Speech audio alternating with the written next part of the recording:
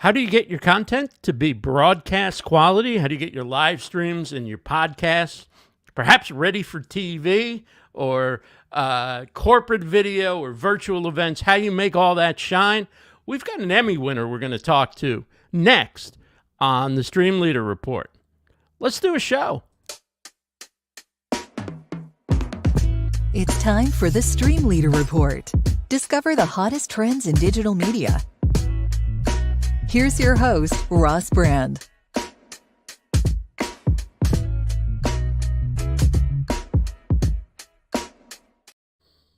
One of the things we've been talking about, it's kind of a theme on this show since the beginning, and that's how, in a lot of ways, the distinction between TV and online video, particularly YouTube, those distinctions are blurring.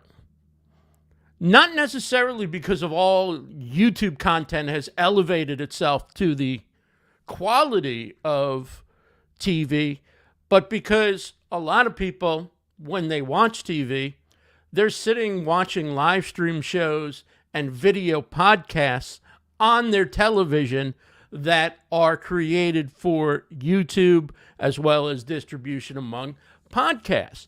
And so you're seeing some of the most successful ones, the ones where they have the budget or they have the technical chops and experience, elevating their level to where they're really doing almost or at TV quality content for their live stream or video podcast show.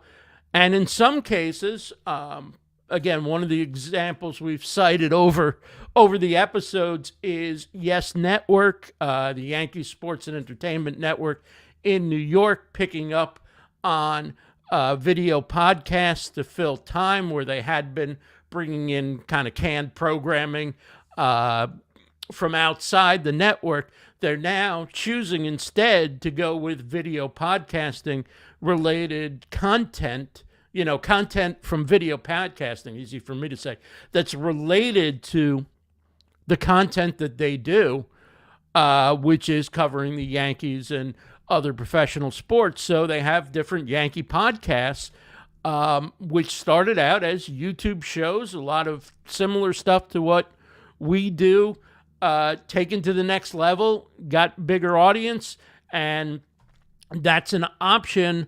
And I think, we've talked about how some other networks are doing it and how there's going to be more opportunities to do it. So today we're going to talk to a man who knows all about both sides, both the television side and the online side. He's an Emmy winner, sports camera operator, worked in network television, and he's then become an entrepreneur. He's able to hook up talent with big budget productions and network and local opportunities. And he also does live streaming and virtual event production and teaches others the skills they need as well to get into the field. So I want to say a very warm welcome. I'm thrilled to have with us Howie Zales, Emmy winner. HowieZales.com is where you can find him online. Howie, welcome to the show. Thank you, Ross. Honored to be here. Thanks for having me. Well, it's awesome to have you on. I have so much I want to talk to you about because you're, like I said in the open, you're like the perfect person to talk to about all this. So let's start out with your journey. You were an Emmy-winning sports camera operator. How did you get into that, and how long did you do that before you transitioned into being an entrepreneur? Good question.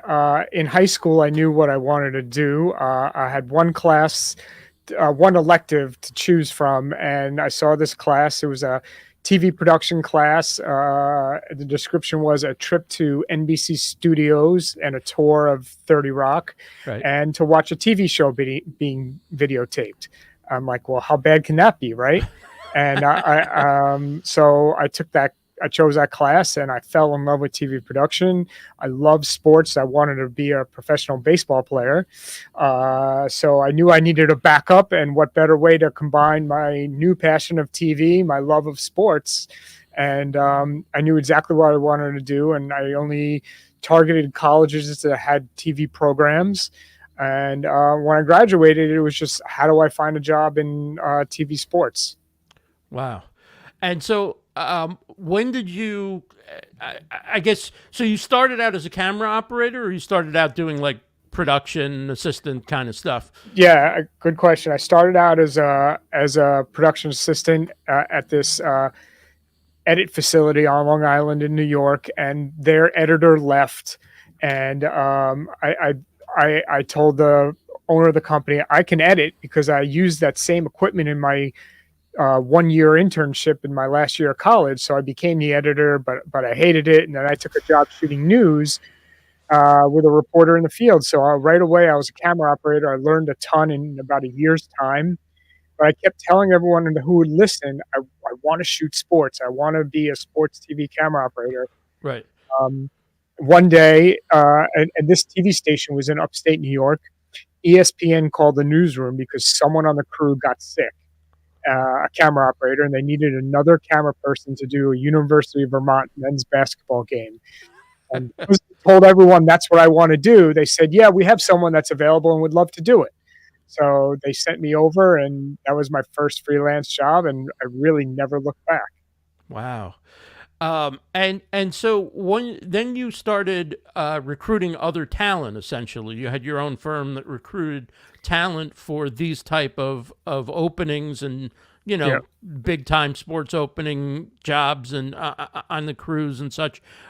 Did you continue working as a camera operator while you were doing that, or did you go full time into that business? Yeah, that business, HJZ Productions, started pretty much right away in like the early 2000s. A friend of mine who I went to elementary school through college with worked at MSNBC at the time, and they would produce Imus's radio show, Imus in the Morning.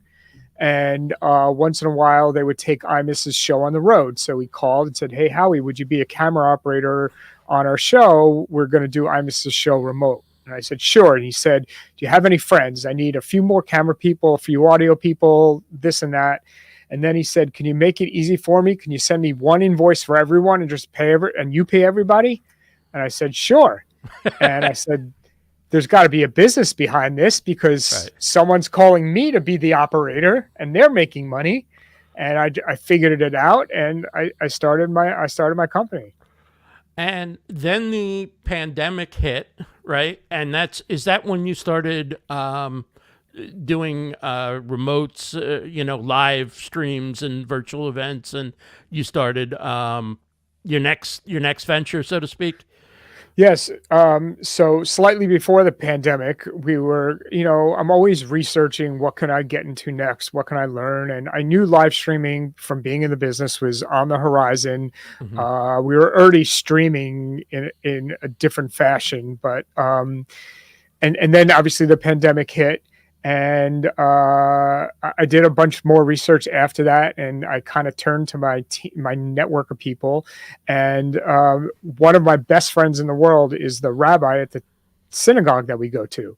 So after doing all this research, I called my friend, the rabbi, and I said, listen, this is the equipment we need to buy. This is what we need to do to live stream the services. And I was literally in August of 2020 in the temple setting up for the big holidays coming up, that a client called and said, we need to interview 9 Major League Baseball players in 9 separate weeks, but the interviewer cannot leave her house. Can you do that? I was like, sure. Then I called my wife. I said, Jenny, you have no idea what I agreed to, because I have no idea how we're going to do it. And I turned to my network of people, and we came up with a plan. And that was the beginning. And so what type of clients have you worked with? Like, what type of jobs do you have? What are people asking you for support with? Where they're doing kind of productions where they'd bring in your expertise? Good question.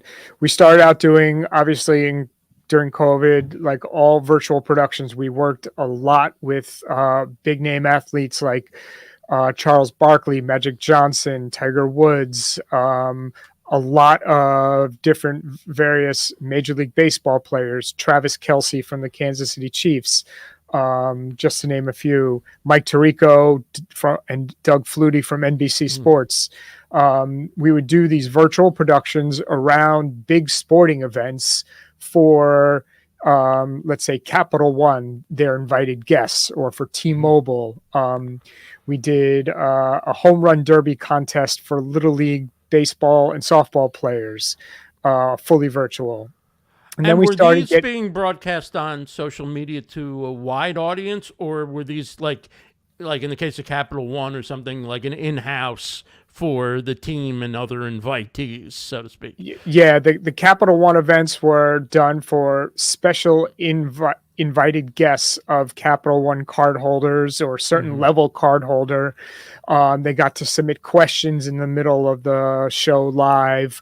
And so they got pretty good access. So we would do these around the college football championship game, around the Final Four game. We did a month worth of live streams around the Final Four. So yeah, those were invited guests. The T-Mobile, we did these productions were for their website or for social media. It varied depending on the client.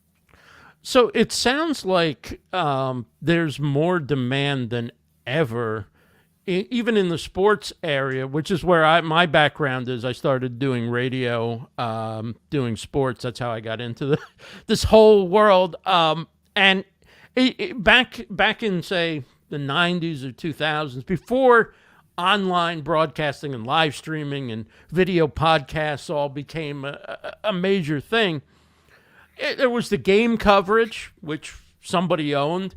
That entity usually did a pre and post game show. Perhaps other talk radio stations or TV news stations did some of their own pregame type coverage, or live from the what do you call it, the parking lot, whatever that. I can't think of the name, but they do it in like Giant Stadium, the old Giant Stadium. What did they call Tailgating. It? Tailgating. There you go. Live from the tail. Like, there were those kind of shows, right? But there wasn't a lot of sort of get the big names on and do these sort of corporate type productions. And it seems like there's a whole world of that now that exists, including teams doing their own coverage in addition to all their other coverage. Like I've seen what the Jets do with Live U and live streaming, and it's amazing. Is that something you're seeing like across the industry? Yeah, it's exploding. I mean, even colleges have their own. I consult for the college that I went to. We just set them up with a streaming package, and they're streaming everything under the sun, from podcasts to sporting events. So it's blowing up everywhere. And when you say podcasts, are most people now doing video with these types of podcasts? So it's YouTube and then distributed through all the podcast channels generally? Yeah. And what we tell clients is, maybe do like a minute or, a highlight thing on YouTube and send them to your website, and put the video cast or podcast on your website, so you own the followers, you control the advertising, things like that. Right. And so it's almost like these colleges, I guess they have their sort of broadcast rights network, right? Where they have the Sun Devil radio network, or the, what have you. And they have, men's basketball, women's basketball, football, some baseball games, maybe a lacrosse final, or whatever they do, right? And they've got the pre and post that they do for the network and the flagship station. But now they've got their own podcast network, right? And so they've got just a ton of content. Is that usually the team broadcasters are doing that? Is that the people that work at the local station branching out? Or is there a whole nother group of talent coming in to, be the hosts and the main producers on that type of content? Yeah, I think it's a whole other mix of people that are, and it's creating jobs on the talent side and on the production side. It's a win-win all around. And so in your, we talked about HJZ Productions earlier. Right. In your role with that, are you filling roles for virtual and live stream productions as well as television, or is your focus more on the broadcast side with that company? Yeah, for HJZ Productions, it's more broadcast. For Veridity, it's more of the live stream productions. And is there I guess for like live stream, I'm thinking about a lot of my colleagues who do live stream producing and so forth. Do you have a like, is there like a request for a bench of people for that, so to speak?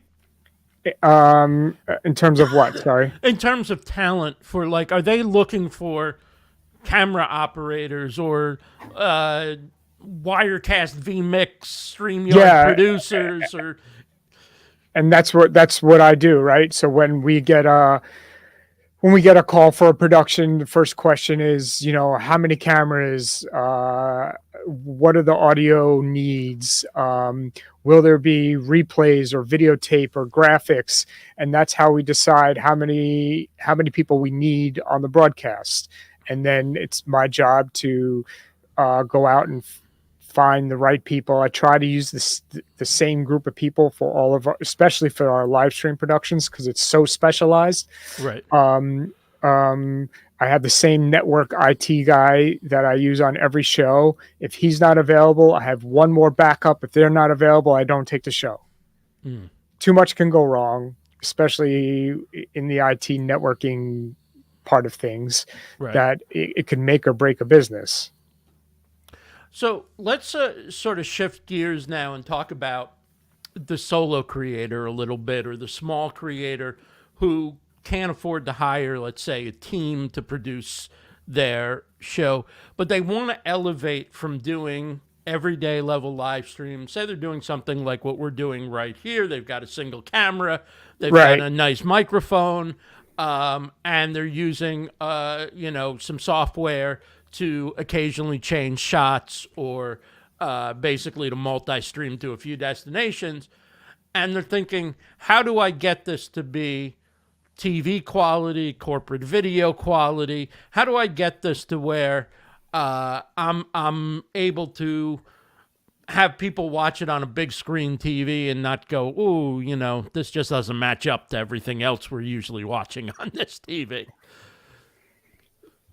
So your question again, I'm sorry. Okay, so my question is, take the average solo live streamer, right? okay. Who's using a single camera and a microphone, and they're doing a show like we're doing here.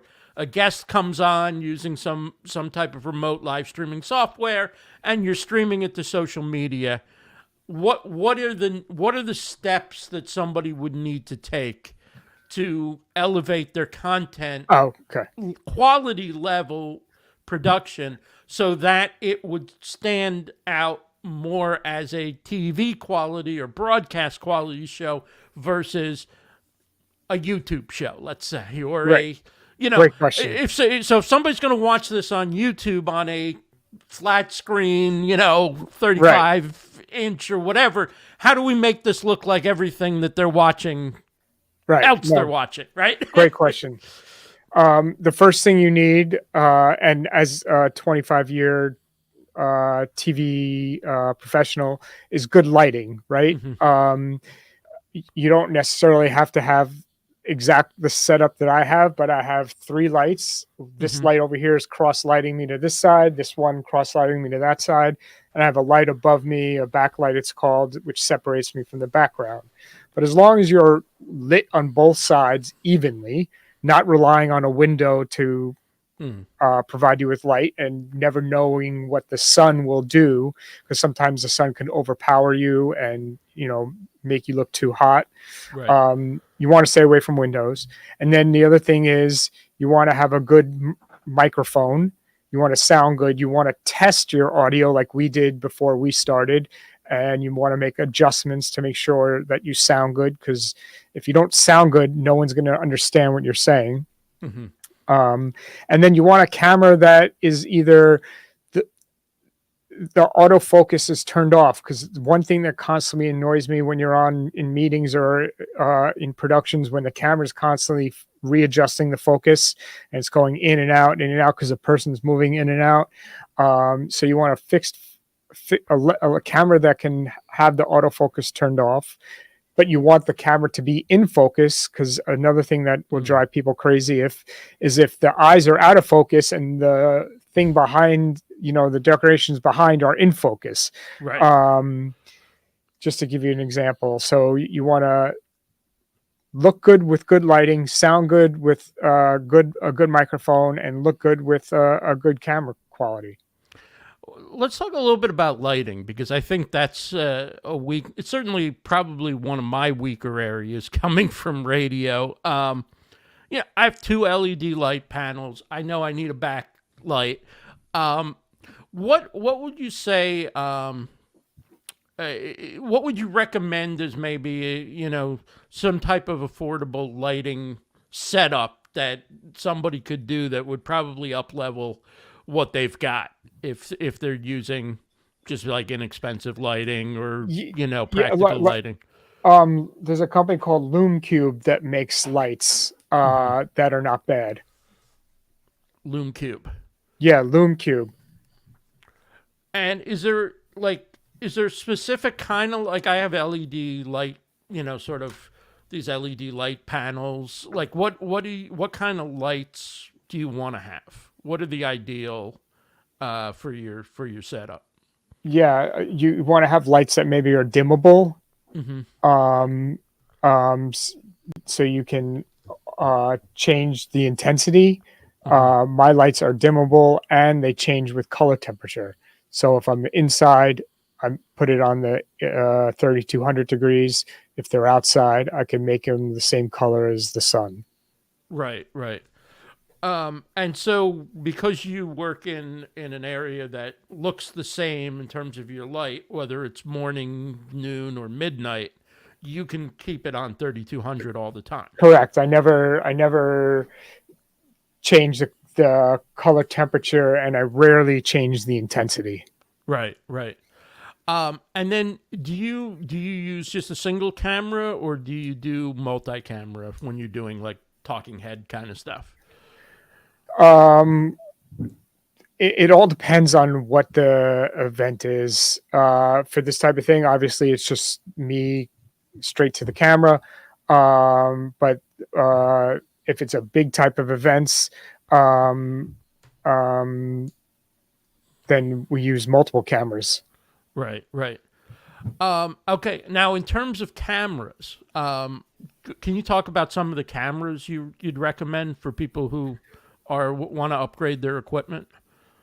Sure. So you can use, I happen to have one here. It's a third-party camera that sits on the top of a laptop. It's called a Keo. It's made by Razer, the company Razer. It's a Keo Pro. They make 2 versions of it. This happens to be the wide-angle version. They also make a more narrow version lens. And the beauty of this camera is, one, it sits on top of your laptop or desktop, so you can make sure that it's eye level with you. And it comes with software where you can go in and adjust the focus. You can adjust the color temperature. You can adjust the luminance, the gain, everything important about a good camera shot. It can all be adjusted. And so those are what you'd recommend for both your home studio or for taking on the road with you? Yeah, because it's literally, look how small it is. It packs, you can throw it in your briefcase. What do you think? Again, we're talking about up leveling, getting closer to broadcast quality. What do you think of mirrorless cameras, or iPhone cameras or Android camera? Like, what do you think about using those in your shoot? Yeah, mirrorless cameras are great. They put out an awesome picture. We definitely use them. I know a lot. They're used like in big time sporting events. If I haven't really seen it this year, but they were used a lot last year, mainly on the big NFL A-level games. They were shallow depth of field cameras. It was basically like camera instead of camcorders or professional cameras. Yeah, and it was basically a camera person running around with a gimbal. It was a Sony A7 or something similar, and it had a good lens on it, so it created a very shallow depth of field. So let's say they were following a relief pitcher from the bullpen to the mound, they would be in focus, but like the crowd and everything else would kind of be out of focus. Oh, very cool. Very cool. Any kind of webcams have an application or not when you're getting to the broadcast level? Yeah, this webcam does. Yeah. Oh, that's a webcam. Yeah. In itself. Yeah. Okay. Yeah. And then, do you recommend camcorders at all or not?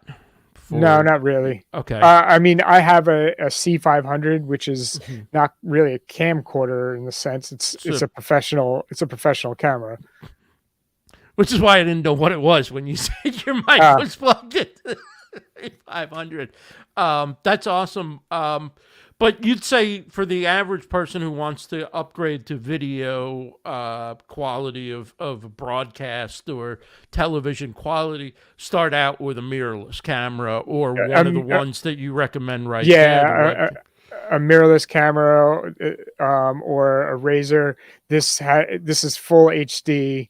Or there's some, it depends how much money you want to spend, right? There's some PTZ Optics has like a $600. It's more of a webcam, but it's more expensive than this, and it sits on top of your laptop also. But it just has a better chips inside, and it's just what are you looking to do, and how much money do you really want to spend? And those cameras, the PTZs will follow you. Or you can program how they'll change both. Okay. Both the newer PTZs a lot of them have an auto tracking feature built in. As long as it's a native auto tracking feature, it works extremely well. They also have a controller where someone can sit at a controller and operate up to 6 PTZ cameras at one time. And that's how we do a lot of our events. We usually have 3 to 4 PTZ cameras, one person controlling 3 or 4 cameras simultaneously. And so even a person doing a talking head video could use a PTZ camera. Like if, let's say, they had a whiteboard behind and they're like, doing a tutorial or something like that, they could use that to track them, and it wouldn't look choppy if they use that kind of camera, right? Exactly. Okay, so anything else in the camera area that you would say that you would recommend or that somebody should need to know in order to do that at a good quality level? No, I think that's pretty good. Okay, so now streaming. Yes. You mentioned, we talked about it off the air a little bit, that you use vMix. And vMix, tell us about why you like vMix and how you use it.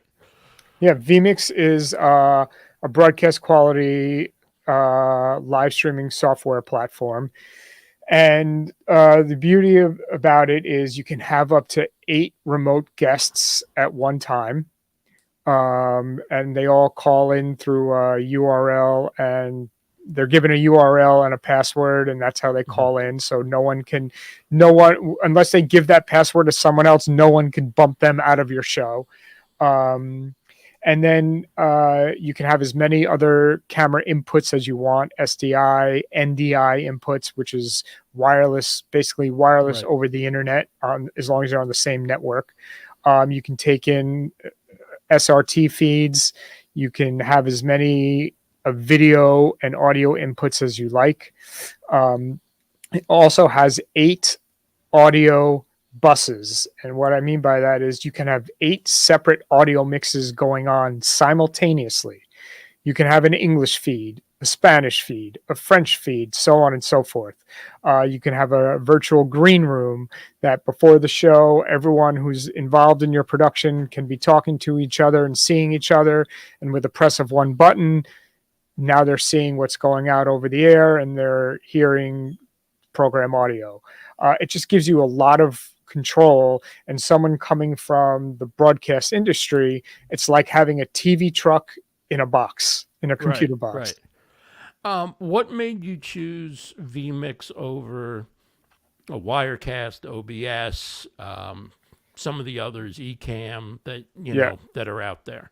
It just has a lot more flexibility. The network of people who I turn to when I have questions had a lot more experience with vMix, and the use of vMix in the cloud really helps, and the scalability of it. And what I mean by that is if you have vMix, you can have 5 computers sitting next to each other, each with their own vMix license on it, which means that's 8 remote guests per computer. Right, and if they're all on the same network, which if they're sitting next to each other, they are, each computer can share each other's inputs. So you have the up to 40 guests. And now with the new vMix updates that's about to be released, Zoom is integrated into vMix. So you can basically create a Zoom call and have an unlimited number of Zoom contributors in vMix. And then you're still producing it with vMix. You're still producing it with Zoom vMix. And vMix provides a native mix minus return feed to the guests. And you can control with the push of a button what the guest sees. Do you want them to see the program feed? Do you want them to see a certain input of the show? What do you want them to hear? Should they hear the master? You can create an IFB for when the producer needs to talk to the host with the push of a button. Now they're not hearing the master; they're hearing the producer. And when the producer releases the button, now they're back to hearing the master audio.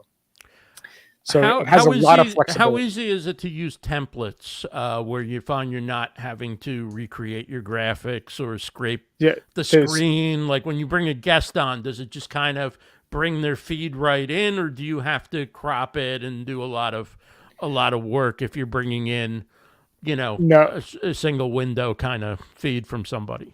No, it comes in perfectly. If you're using an overlay box, they have built-in out-of-the-box overlay boxes you can use, or you can use pre-built ones that match your show with your color scheme. And once you kind of design the show once,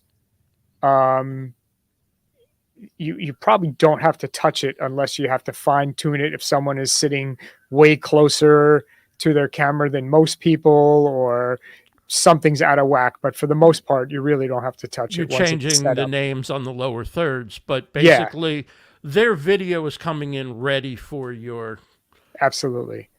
And it does have the flexibility to make chroma, gain, and luminance changes should there be a need.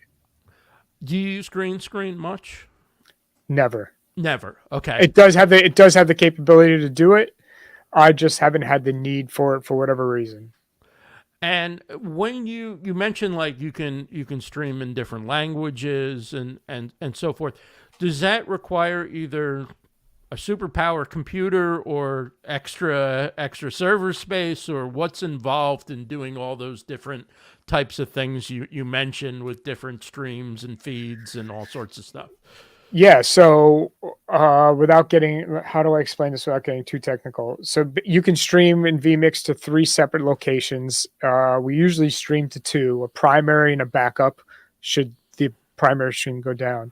But if you want a separate language, we would have another server taking on the same network, taking the feed through NDI, and then having its own stream in a separate language streaming to a different location. Wow. So you use NDI a lot then? Right? Yeah.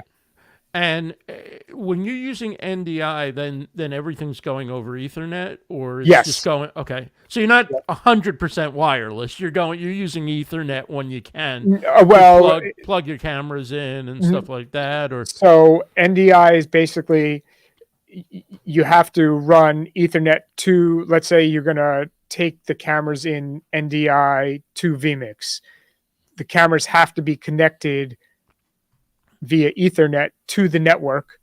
right. Computer has to be connected to the same network, and then it could be taken in over NDI. Right. So you're connecting your cameras with the Ethernet instead of connecting them with SDI HDMI or SDI or. Yeah. Okay. So that gives you a lot of flexibility then, right? And it also keeps your setup probably a lot cleaner. Well, one thing we do, depending on what the show is, we will also run SDI cable, just depending on the strength of the network, because NDI, as you know, eats up the network, especially if you don't have, you know, a huge signal.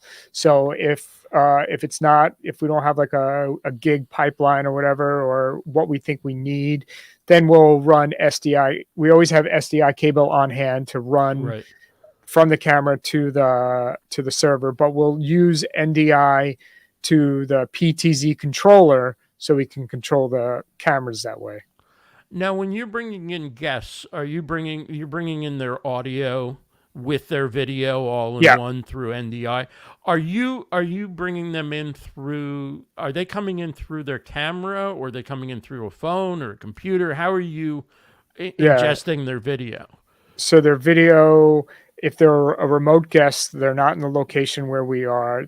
They come in through what's called a vMix call. We give them they go to vmixcall.com to that URL.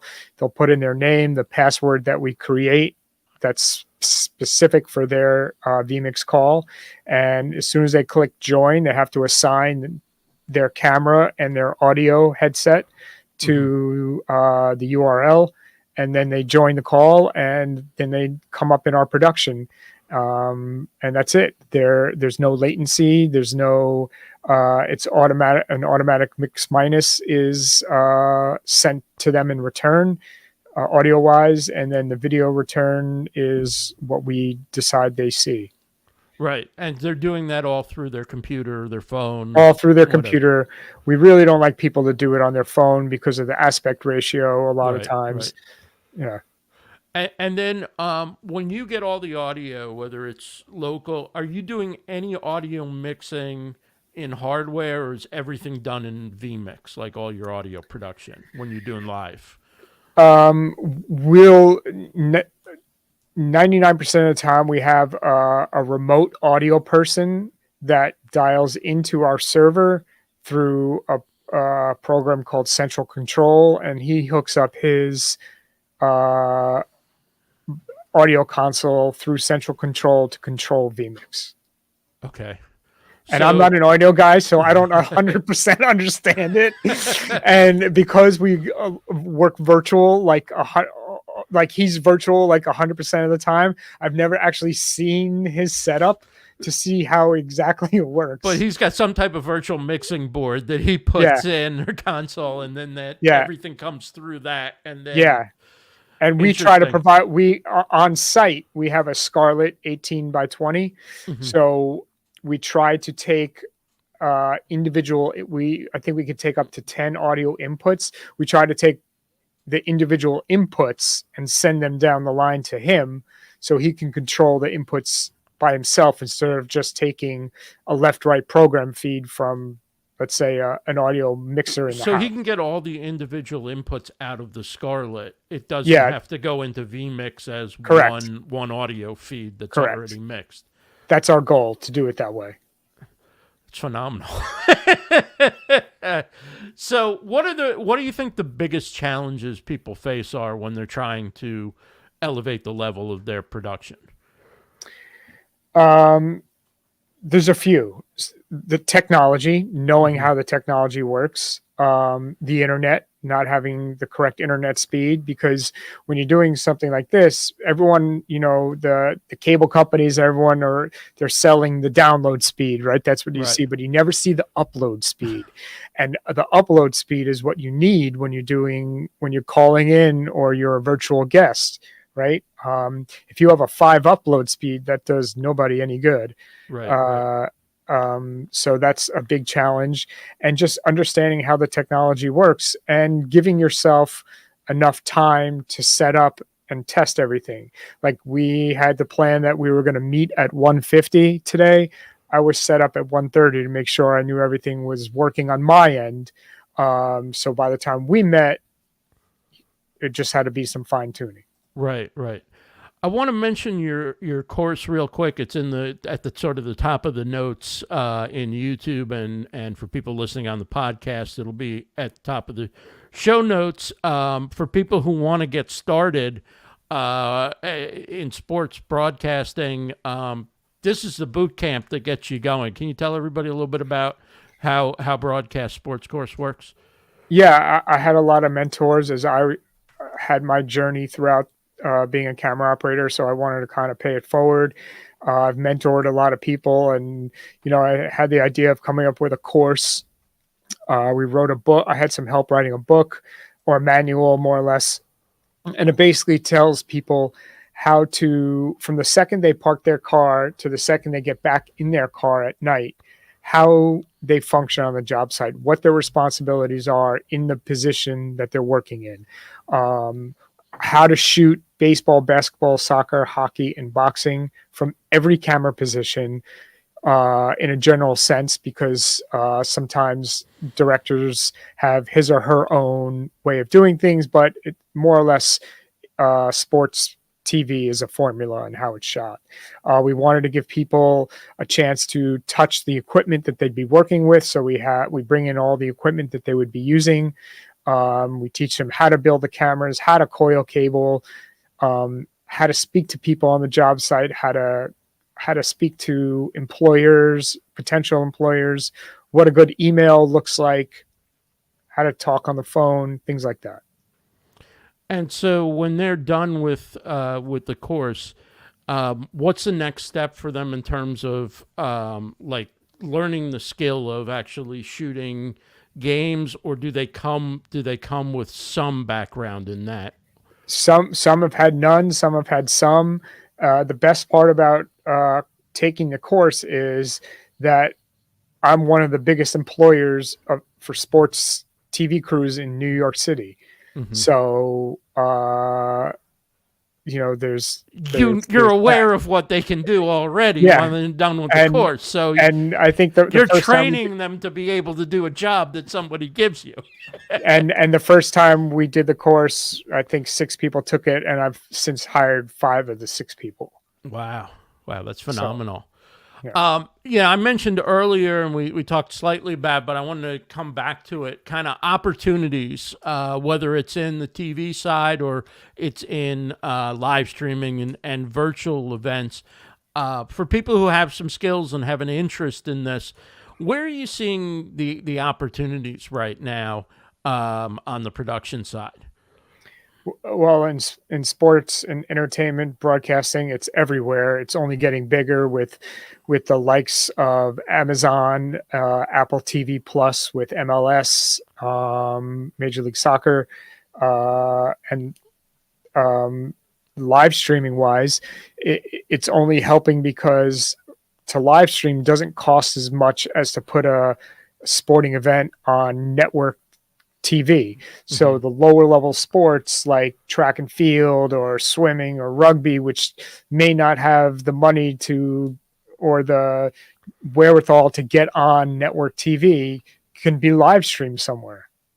Right. It's like used to be that those sports a lot of times, well, maybe not track and field, whatever, but some of the sports they couldn't afford to have TV broadcasts or radio, would do internet broadcasts back in the day. Now, with all the advances in technology and bandwidth and cameras and everything, there's no reason that you can't bring video to those kind of broadcasts. Yeah, and we're bidding on like doing a bunch of track and field events from a few different Caribbean islands. They just don't have the money to have it broadcast on TV, but to have it live streamed on a website behind a paywall, where they would make the money. Right. You know? Yeah. So you're talking about a niche audience, but a niche audience that wants that content badly enough to pay for it. Yeah. And then on the talent, the on-air talent side of it, what types of programs besides live sports broadcasts are you seeing, are you getting involved with, or finding talent for, where you say, gee, there seem to be a lot of these popping up. If somebody's good at hosting that, boy, they should get their themselves in the game for that.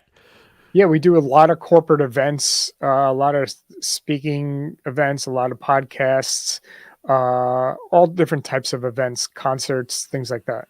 Yeah. And so for anybody who wants to work with you, it's HowieZales.com is the best place to start.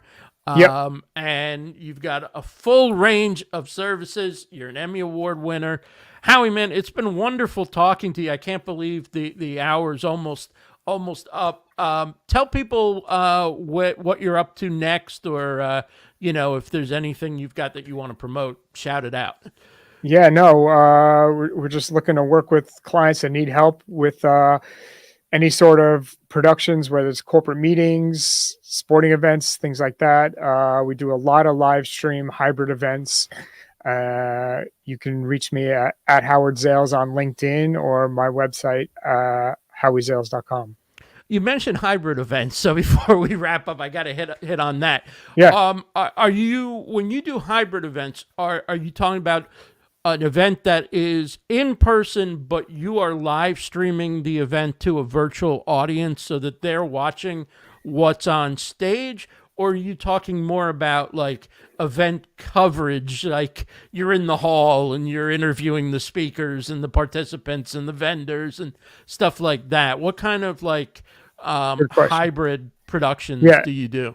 So we'll provide the hybrid events that we do. We'll provide the in-person experience by providing cameras in the room where the meeting is taking place. We'll have PowerPoints. A lot of times the companies provide us with PowerPoints. We'll give them a cue button, and they'll cue us when to change the PowerPoint slide for the screens in person. Right. In the virtual space, we'll create a full-on production where we're cutting cameras. We're putting up the slide. We'll put up a 2-box if 2 people are talking. We'll put up a small box of the person talking and a big box of the slide. Then we'll cut to a shot of just a slide. If whatever makes sense to keep the virtual audience engaged in the production. So we're doing 2 shows simultaneously. Wow, that's a lot of work. And what size team do you need to do that type of production? So usually it's if we're doing it with PTZ cameras, PTZ camera operator, myself as the technical director, a secondary technical director to run the second vMix machine, an IT engineer, an on-site audio person, a remote audio person, and a remote director. And I assume you're not streaming with hotel Wi-Fi or conference room Wi-Fi. We never use Wi-Fi. Right. Yeah. So what are you using to make sure that you have a strong enough connection? We'll rent the internet. We try to get at least a gig internet from the venue where we're at, and we'll also we have a bonded cellular backup router. So the internet Ethernet cable gets plugged into the bonded cellular router. The router feeds our servers, and should their internet go down, you will not see a lapse because our bonded cellular router just picks up. Wow, that's phenomenal. Yeah. Well, theoretically. Right. Theoretically. Because that's the biggest challenge is in conference rooms and stuff. Is the hotel's internet good enough? Do you have to buy the next level? And then do you have backup? And obviously, at the one level thing, you're doing it, you're coming yeah, super prepared. we never rely on just showing up. Whenever we get a firm booking on a job, I'll always go do what we call a site survey, and the first thing I'll do is which internet port are we plugging into, and let me check the speed. And then we send the IT department at that venue a protocol list of what we need for our events. We don't want any firewalls, because we have our own built in. We want our remote people to be able to access our servers on site, so we can't have any firewalls, and we want to make sure we have the correct speed. Man, it's great talking to you again. Howie Zales, check him out, howiezales.com. Check out his course as well if you're interested in getting into broadcast sports production. It's the broadcastsportscourse.com, and a whole lot more. Howie, thanks again for joining us on the StreamLeader Report. Thank you, Ross. All right, that is great talking to Howie Zales, and that wraps up episode 28 of the StreamLeader Report. Don't forget to join us tomorrow, 1:30 p.m. Eastern, for our weekly live panel. Hall of Fame podcaster Rob Greenlee, the great Claudia Santiago, entertainer, singer, and live streamer, and of course the great marketing copywriter and host of Business in the Raw, Rebecca Gunter. We'll be talking about the latest in tech and news and digital media. Join us tomorrow, 1:30 p.m. Eastern on YouTube. Take care, everybody, and wishing you a great rest of the day. As I say that slowly so that I can find the outro. Take care, everybody.